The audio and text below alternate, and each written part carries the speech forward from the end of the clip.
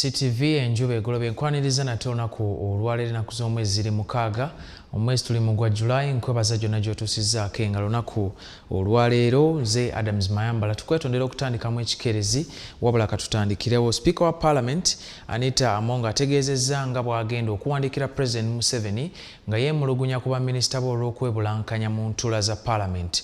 Kino kidiridde omumyuka wa Ssaabaminisita ku Lwokusatu Lukia Nakadama okubawolereza nti baminisita nga bwe bali mu kutalaaga eggwanga ku nsonga z'enteekateeka ya Parish Development Model. Olutuula lw'olwaleero nate sipiika azzeemu okulaga obwennyamivu ku nneeyisa y'abaminisita n'atuuka n'okutegeeza nti we bituuse wakuwandiikira mukama waabwe pulezidenti ku nsonga ez'okwebulankanya. Kino kiddiridde kaminsona wa Paalamenti Solomon Sirwanyi okuvaayo n'ategeeza Paalamenti nga bw'akooye okwebulankanya kw'abaminisita. To come and listen to the challenges and the problems that members are facing. I have matters of national importance. I am looking at the sector. No one is there. The Right Honourable Prime Minister will answer me and say I will direct the Minister. Right Honourable Speaker, we want ministers in the House so that we get immediate answers. I beg to submit. Speaker wategeera nti baminisita 82 abalondebwa balemeddwa okukola emirimu egy'abalonza mu bifo ebyo okukiikirira essiga-effuzi. Maybe you need to give us a justification as why we should have 83 ministers. Do we need that justification? Are they supposed to be here to represent executive? Honorable members, that is an abuse from executive to the legislature. And let's learn to respect each other. Omumyuka wa Ssaabaminisita ow'okusatu Lukia Nakadama mu kwanukula kwe ateereddeyo bannaakabega ng'agamba abamu ku bo bakyatalaga bitundu by'eggwanga eby'enjawulo nga basomesa bannayuganda enkola za Parish Development Model. I'm going to make a follow-up on why most of the ministers are not here. In fact, some excuses were that they are still in the field about the PDM, but I'm going to follow up to see that they are here tomorrow or even today. Abaka ab'enjawulo nga bakulembeddwa omubaka w'e Kalungu West Joseph Sewungu Gonzaga nabo beekokkodde nneeyisa minisita bano. And these are the challenges we are facing with all the strikes we are getting because the ministers are failing to carry out their due diligence and their work. They are only waiting for directives. So the procedure has no speaker. Why don't you direct, ask our speaker, that you ministers now give all your vehicles and lead cars to say Wungu and the backbenchers, they enjoy them. All these 82 ministers that we approved ought to be here, and anybody who cannot be here must follow the rule. Kindly, Right Honourable, through your office, could you direct, much as the executive is answerable to the president, this is your house, this is your parliament, you are the last person here. They can behave the way they want from the other side. When it comes here, they must behave according to what. Could you use your office, Honourable Speaker, and direct the ministers to change the behavior and act otherwise? And the Prime Minister is approved by the whole Parliament. It's not approved like any other ministers, but by the whole Parliament seated. And the person that this Parliament approved was the woman MP for Kakumiro, Honorable Nabanja. Right Honourable. We have never approved any other person to be Prime Minister. Is the colleague holding the floor in order to pose as a Prime Minister when you have called the Prime Minister to come and answer? Speaker Anita Among ayongeddeko nti baminisita bw'aba balemeddwa okukola ogwabwe Paalamenti yakubaako kyesalawo ekyenkomeredde. So if members are not here, we shall apply the rule. Members, you have all the powers. You have all the powers, and these ministers must know they have to work for this country. They are not just here to do anything. Nosigwe mulundi ogusoose nga Paalamenti yemulugunya ku baminisita obutassa kitiibwa mu ntuula za Paalamenti nga ne gye buvuddeko mu Augusiti w'omwaka oguwedde Anita Monga ye mumyuka wa sipiika wa Paalamenti yawalirizibwa okuyimiriza Paalamenti okutuusa nga baminisita balabiseeko okubaako ensonga ze bannyonnyola. Sarah Nakandi, CTV, Enjuba Egoloobye. Ababaka ba Paalamenti batandiseewo ekibiina ekitaba ababaka bonna abalina ekigendererwa ekyokulwanira bannayuganda ku nsonga z'ettaka.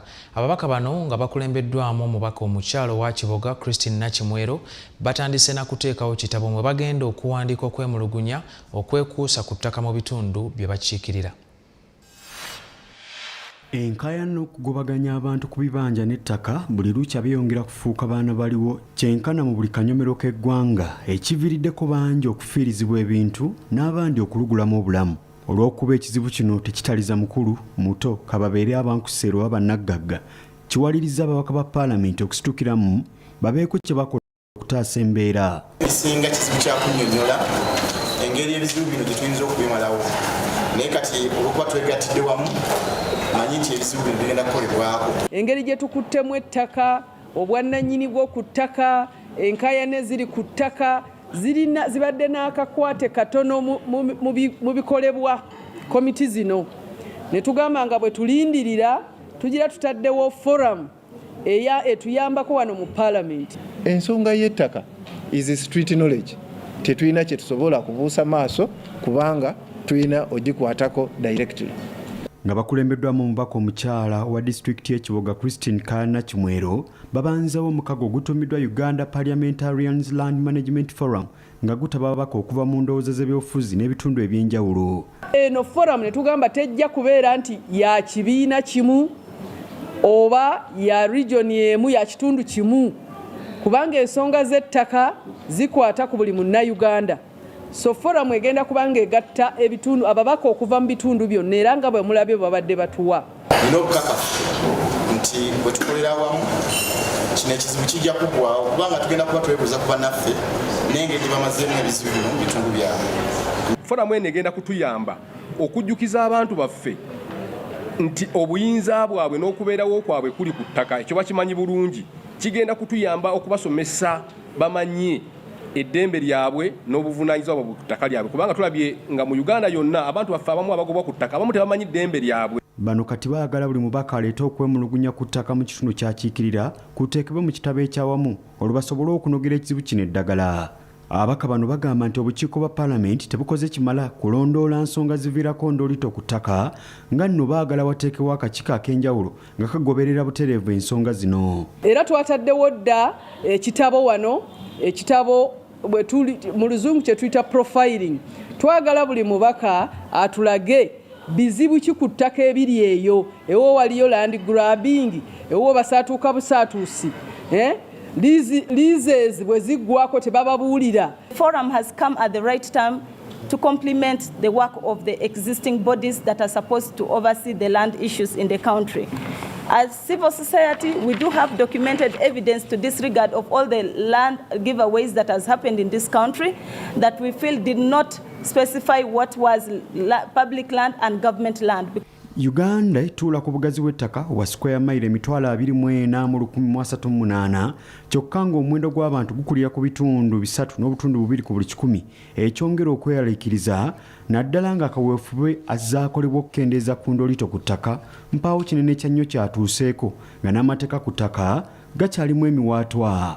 Emboozi eno ekuteekeddwa Ramson Muhaire, Enjuba Egoloobye, CTV.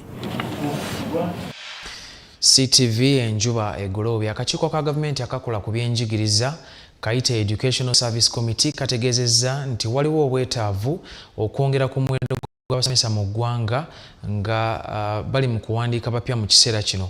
Bino byogeddwa bakamishona ku kakiiko kano omuli ne mwannyina wa President Dr. Violet Kajubiri bwe babadde kye bajja bamaliriza okukuba ebirayiro okwongera okuweereza era nga bagumizza abasomesa nti ensonga zaabwe ku misaala zikolebwako. Ng'oggyako ekizibu ky'ensako n'emisaala gy'abasomesa ebitamala n'omuwendo gwabwe mu masomero gukyali kusomoozebwa kw'amaanyi eri gavumenti. Okusinziira ku bibalo, obwetaavu bw'abasomesa mu masomero gonna okwetooloola eggwanga buli ku bitundu 42 ku buli 100 era nga mu kiseera kino akakiiko ka gavumenti akakola ku byenjigiriza ka Education Service Commission kabakanya eddana eddimu ery'okusunsomesa abaneegatta ku gavumenti okusomesa abaana battu. Reverend Professor Dr. Samuel Bugga ngono ye ssentebe w'akakiiko kano agamba nti omuwendo gw'abasomesa ogwetaagibwa gukyali waggulu nnyo nga mu kiseera kino baakuwandiisayo 5 bokka olw'ensonga ez'enjawulo. Bwe tunafulumya ripooti ya validation tugenda kusaba gavumenti ne parliament batukkirize turecruiting abasomesa bangi nnyo. Wajja kubeerawo okucaccanca mu ggwanga lino ng'amasomero mangi gafunye abasomesa nga n'abasomesa bangi bafunye emirimu. Tulyoke tutandika omulimu ogw'okwogera nabo bakole omulimu bulungi era omulimu gusukkulume omusaala obukulu. Enteekateeka eno egenda mu maaso ng'abasomesa ba ATSI kye bajje bejjulule okudda ku mirimu olw'omusaala gwe bagamba nti mutono. Bano Dr. Lubogga abagumizza nti ensonga zaabwe zimanyiddwa era zikolebwako. Naye twagala okuteeka mu nkola bwe tunaamala ripooti eno kye bayita incentive framework ebinaayagazisa abasomesa. Ojja kwesanga nga n'omusaala gubeera namba 10 mu bintu bye tunaateekawo ebinaabafuula abennyumiririza mu kuba abasomesa. Ekikulu kiri kimu nti balowoozebwako.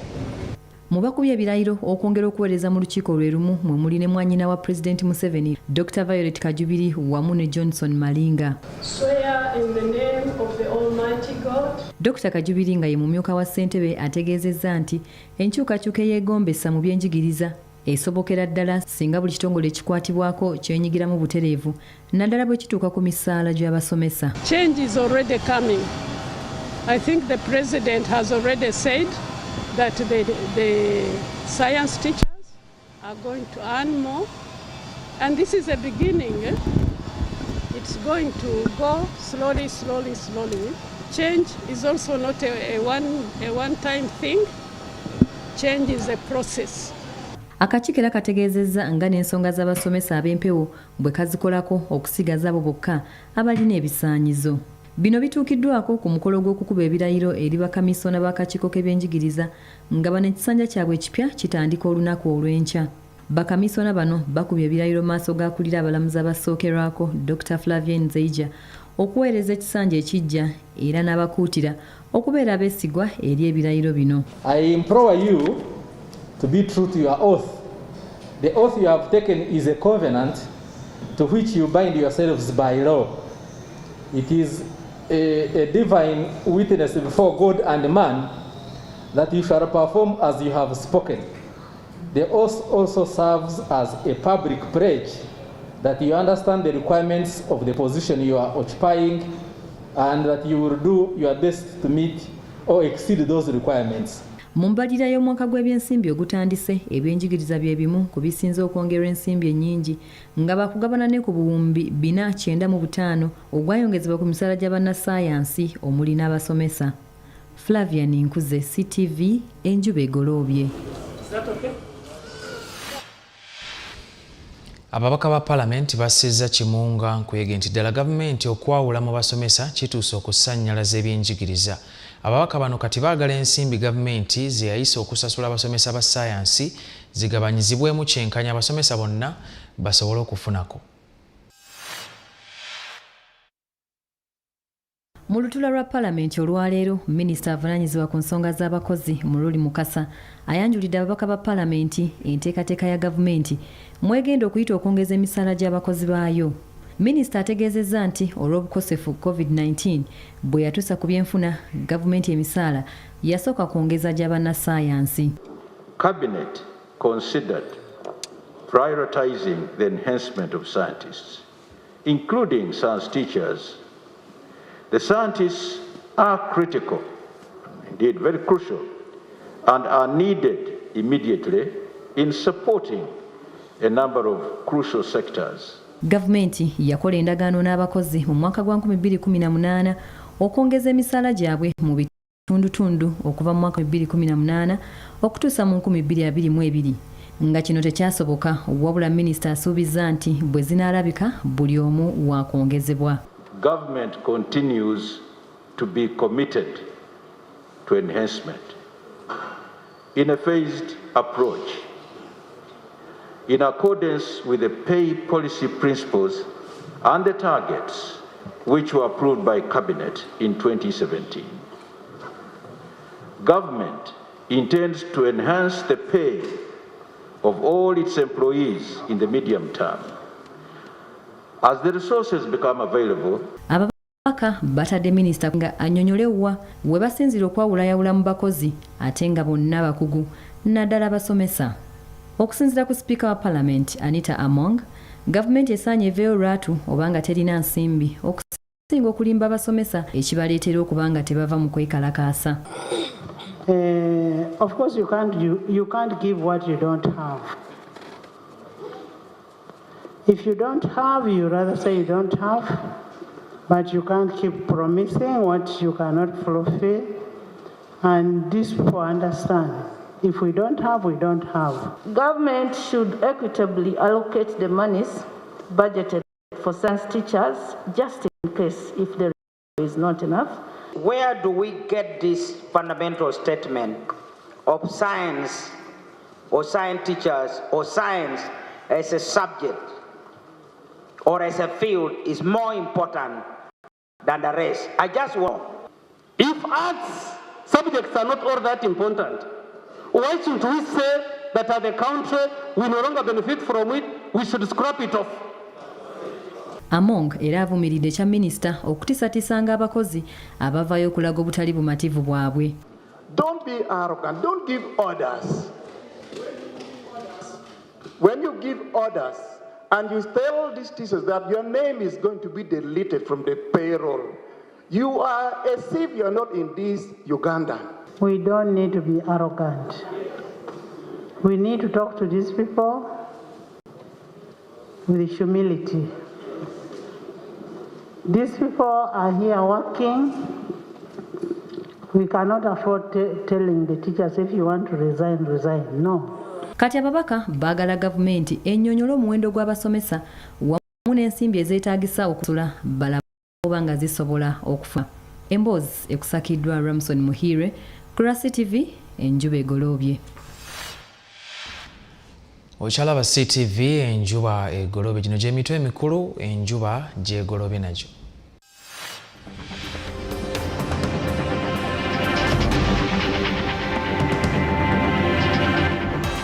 Mu bikulembedde amawulire olwaleero, maybe you need to give us a justification as why we should have 83 ministers.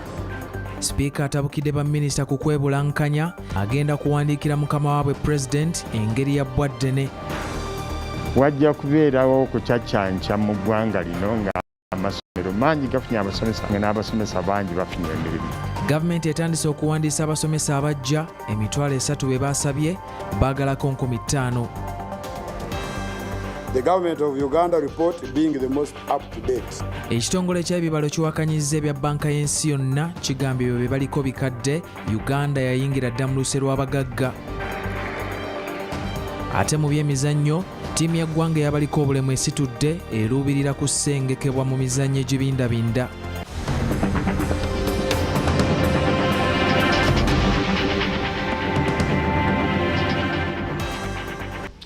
CTV Enjuba Egoloobye, omulemu katini tugenda kudda mu kitundu ekyokubiri, tovaawo.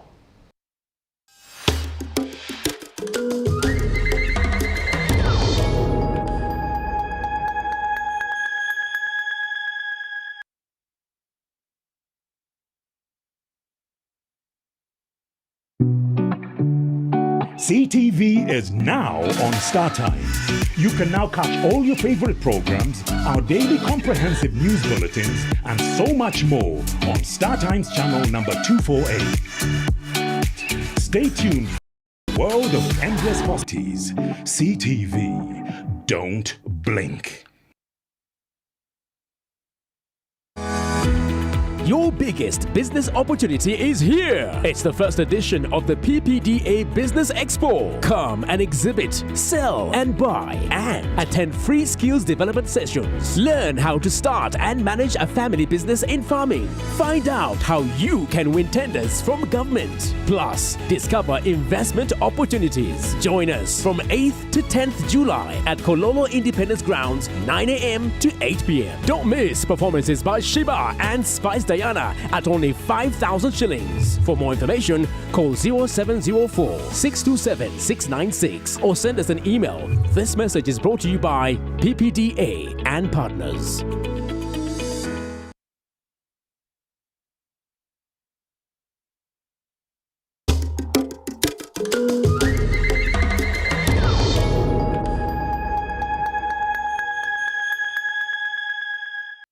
Okyalaba Enjuba Egoloobye enkwaniriza mu kitundu kyaffe ekyokubiri.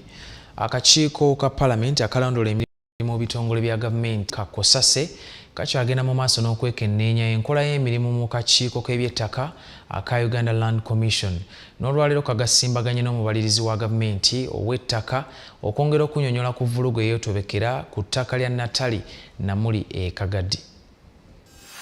Akakiiko ka Parliament akalondola emirimu mu bitongole bya gavumenti aka COSASE kakyagenda mu maaso n'okwekkaanya enkola y'emirimu kakiiko k'ebyettaka aka Uganda Land Commission. N'olwaleero kagasimbaganye n'omubalirizi w'ettaka owa gavumenti nga kw'otadde n'abakungu okuva mu kakiiko k'ettaka okunnyonnyola ku nsonga z'ettaka lya Natali Namuli ery'e Kagadi. In a quick rush to get this out of the way because instructions or a request if you like. Yasinso wedi bwogezi omubalirizi w'ettaka wa gavumenti agamba yiika z'ettaka 516 erigambibwa okubeera erya Natalia nga yiika basooka kugibaliriramu obukadde buna n'emitwalo 5 era ng'omulimu guno yagutandikako mu July wa 2020 nga bw'annyola. We zeroed down to 4.5 million per acre.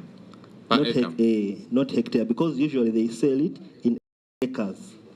Oh, again, what I'm trying to establish is how did you say, because the LCs told you 2 million, other people said 6 million, the sellers, like you're saying. We make additions or reductions depending on, for example, you'll find that the comparable we've been given is near the road according to this one. Kahawuradde avunanyizibwa ku ttaka lya gavumenti ekibaale agamba Amara Peter wamu ne bannamateeka be bakola okusaba okwenjawulo okufuna ekyapa kya Namuli bo nga bavunanyizibwa ku byapa kye bagoberera ekyapa ne kifulumizibwa wadde nga tebakola kunoonyereza kumala ku nsonga eno. Notice was given and the gazette was issued and subsequently the title was issued after Saturday. The notice to gazette runs for Saturday.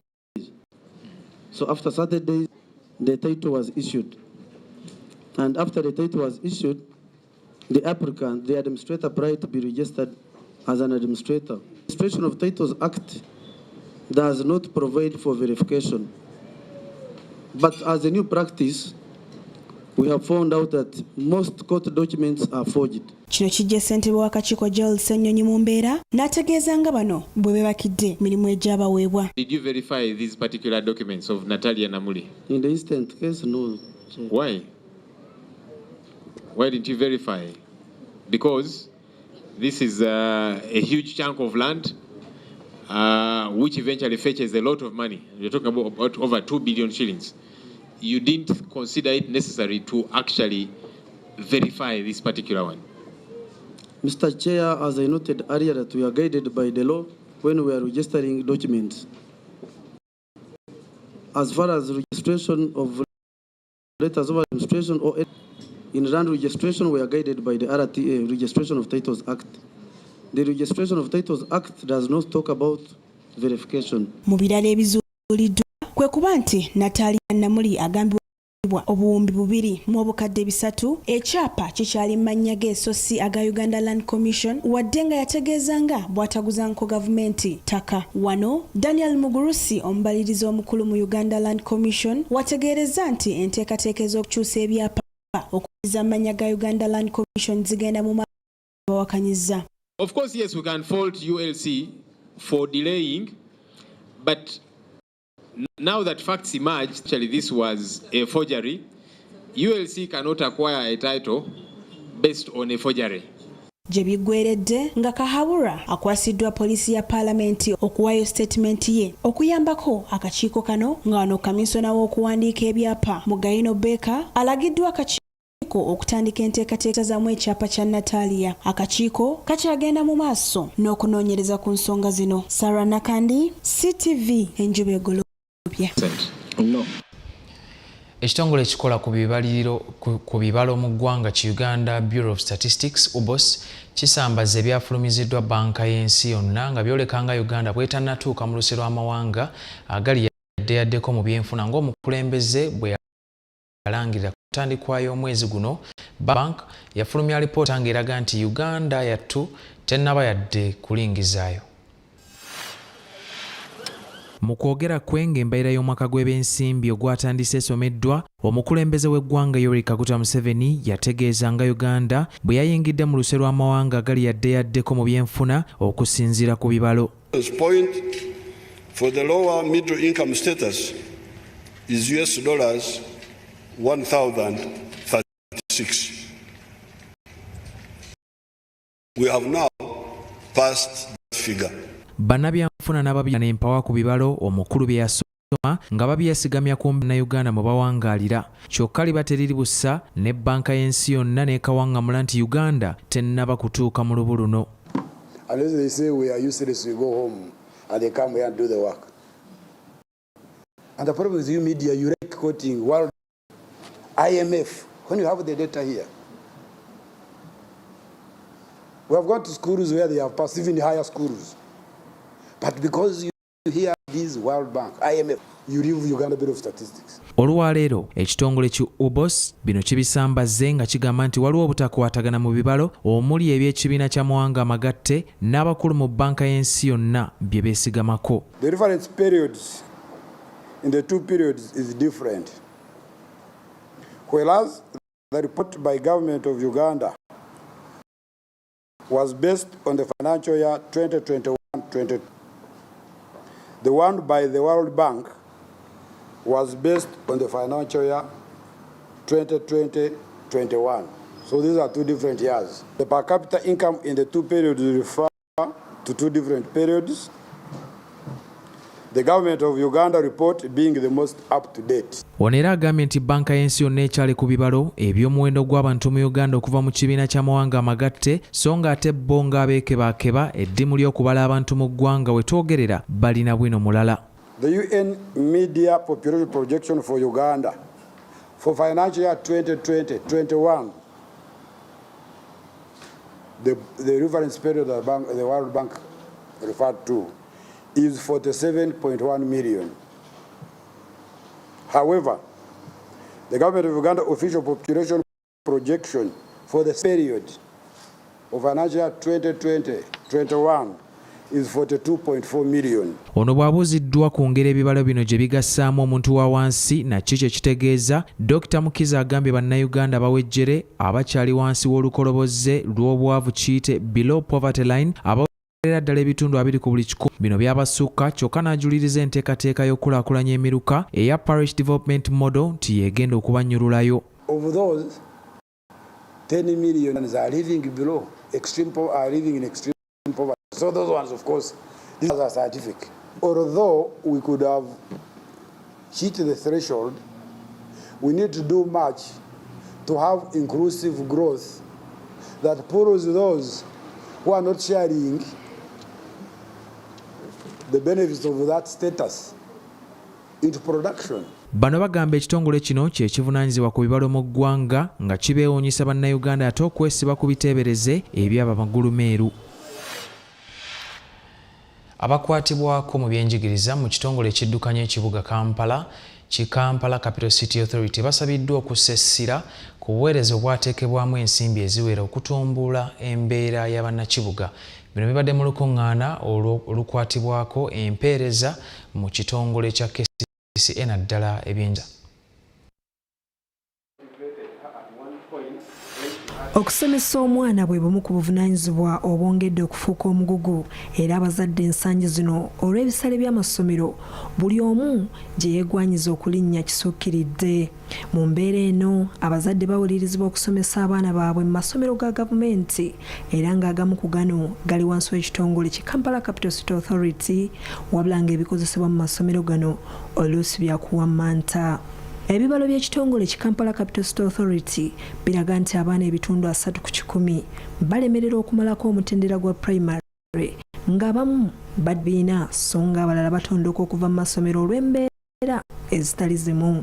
Nankulu w'ekitongole ki Kampala Capital City Kisaka ategeezezza nga bwe beetaaga obuwumbi 5 okusobola okutereeza amasomero g'ekitongole nga mu kiseera kino bafuna obuwumbi 26 ebingi ne bisigala nga tebikwatiddwako. Agala tulabe nti service delivery bwe tugamba nti essomero lyaffe liri ku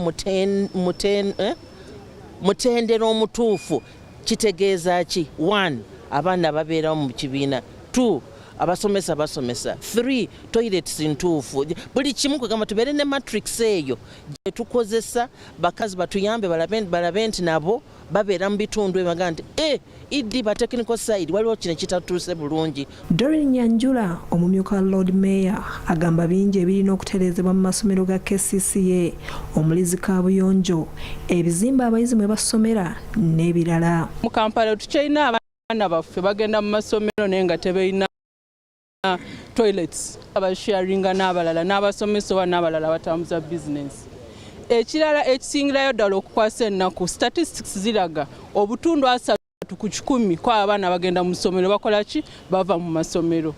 So fenga ba policy makers, fenga ba planningira ekibuga ekyo kitukwatako nnyo. Nyanjula agamba ku lunesira bagisa ku mugombola y'Ekawempe okulaba nga nabo basumuusa omutindo gw'amasomero gaayo. Ambrose Tashobya, ssentebe w'olukiiko lw'ebyemizannyo, ategeezezza nga bwe bagenda okulaakulanya ebisaawe by'amasomero ga KCCA, ekintu kyasuubira nti kyakuyambako okutumbula ebyenjigiriza kw'ossa n'okkumira abaana mu masomero. Tusuubira nti sport kye kimu ku kisobola abaana okubaagalisa okusoma, okubaagalisa okubeera ku ssomero lyabwe. So tulina obakolera ebisaawe, tulina obateerako programs. Ffe nga National Council kujja ne federations zaffe tulabe singa tutwala federations nga 3 mu ssomero lino neriba nga kwerisinziira okukolera emirimu gyazo basobola kuyamba batya n'omanya nti omwana asamba 10 oba amasomero ku mutendera gwa primary agaddukanyizibwa ekitongole ki KCCA gawera ddala 79 so nga aga secondary gali 22. Shamim Natebo w'Ettendo, CTV, Enjuba Egoloobye. Amawulire gaffe agavudde bunaayira banka ya Zimbabwe enkulu yakutandika okugaba ebinusu bya zaabu bikole ng'ezimu ku kika kya ssente okutandika ku nkomero y'omwezi guno kiyambeko mu kulwanirira ebyenfuna ebigenda bisebengera buli lukya.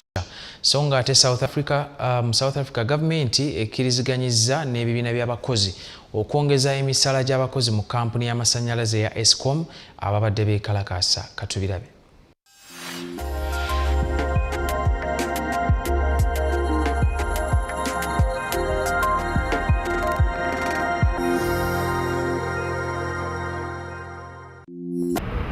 Zimbabwe yolekedde okuddayo mu mbeera y'okwetika endibuta ya ssente okusobola okugula omugaati nga bwe gwali mu mirembe gya Robert Mugabe.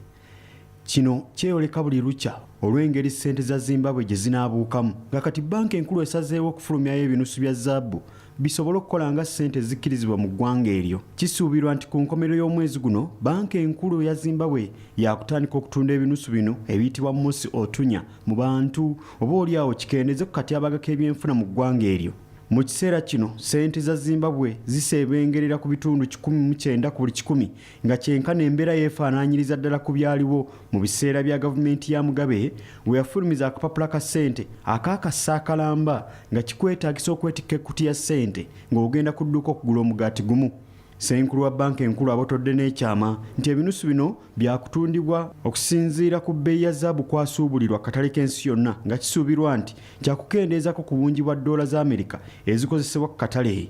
wabula waliwo okutya mu bannansi abatereka ssente mu banka saaka abatereka ez'obukadde kiyite pension nti bandifiirwa obutitimbe bwa ssente nga bwe gwali mu mwaka gwa 2009.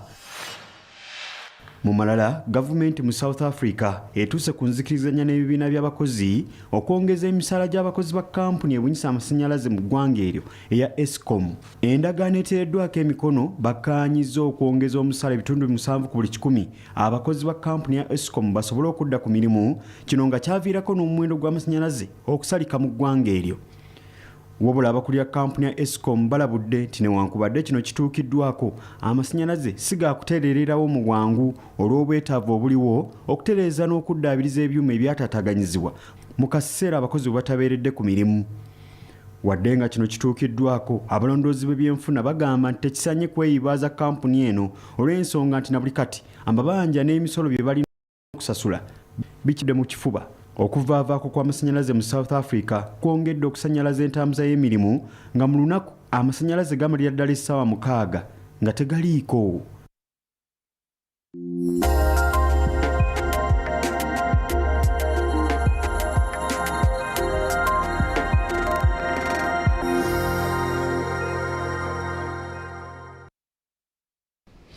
CTV Enjuba Egoloobye katumule tudde n'ebyemizannyo tovaawo.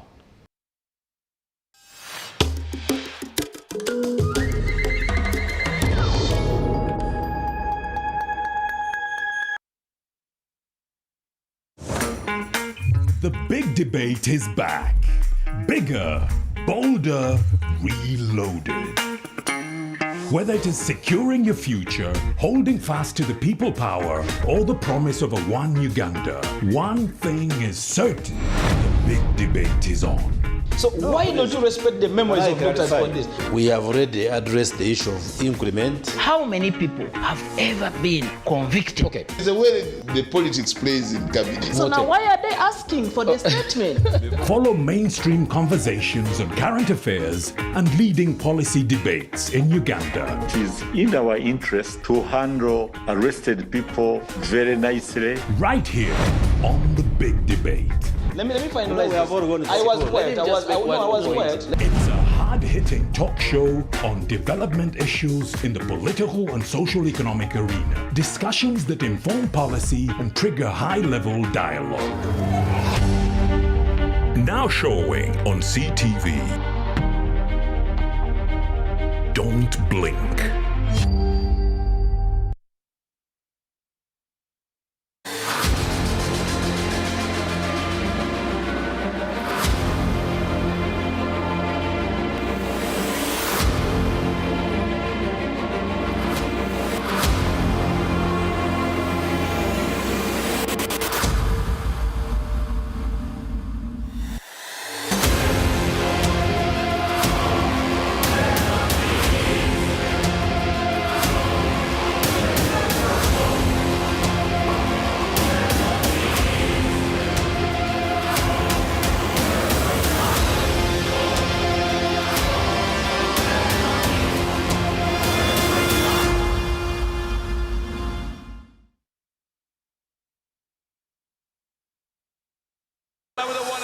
Love sports?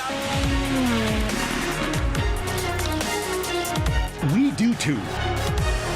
We got you covered.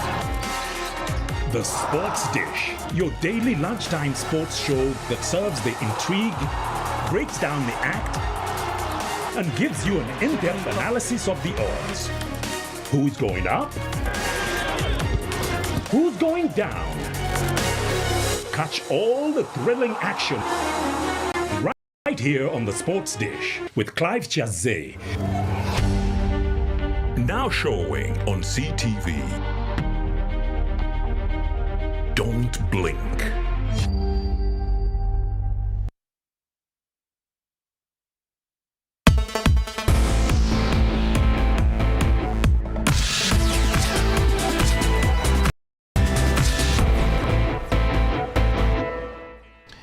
CTV Enjuba Egoloobye enkwaniriza mu kitundu kyaffe eky'ebyemizannyo.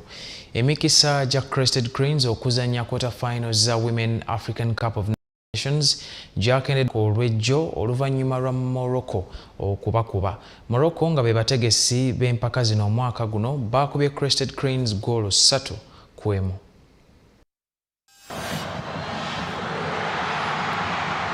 Olugendo lwa ttiimu y'eggwanga ey'abakazi ey'omupiira ogw'ebigere terunatambula bulungi era ng'olunaku lwajjo Morocco abategesi babakubye goal 3-1 nga gwe gwabadde omupiira ogwokubiri mu kibinja A. Morocco teyaluddewo kuteeba nga babawadde penalty.